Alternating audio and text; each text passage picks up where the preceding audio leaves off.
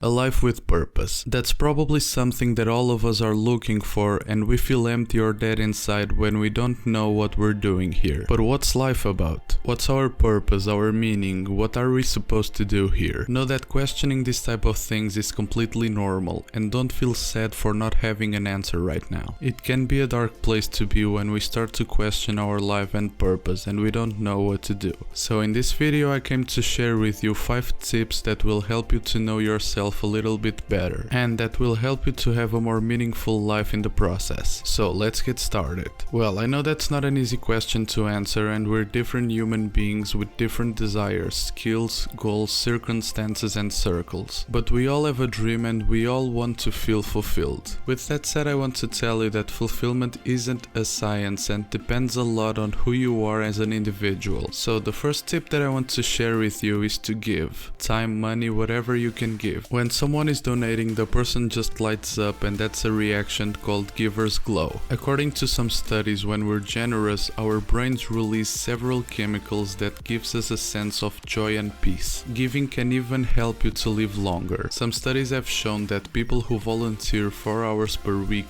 are 40% less likely to develop blood pressure. When we give, we learn more about ourselves, and that can help us to find our purpose and meaning of our life. Secondly, you must surround yourself with positive energy. The obvious conversation about your circle and your environment. Of course that it matters. You can't be every day around people who say negative stuff all the time and expect not to be one of them. I know that he's been your friend since 3rd grade, but if he sits at home drinking and playing video games all day, you're not protecting yourself from being mediocre. And you've probably heard about that quote that you're the average of your 5 closest friends. That's false. It's a lot more than that. According to some studies, you're the average of all the people who surround you. And I'm not only talking about people, but I'm also talking about your habits. If you have positive people around you and you're toxic with yourself, it doesn't really matter. Pay attention to the people who surround you, but don't forget about yourself. Be consistent with habits that make you grow. If you can surround yourself with positive people and practice positive habits, I'm sure you will know yourself even more, and you will find out what you're passionate about. And before sharing the 3rd step with you, if you find this type of content interesting, hit the subscribe button and activate the bell for you to receive every notification of my videos. Every Thursday you'll have a new video, and every day you will have amazing content on my Instagram. You'll have the link in the description. Well, this next one is really important and you should be able to use it very frequently. Be self-aware. This is one of the best ways for you to know yourself. Like,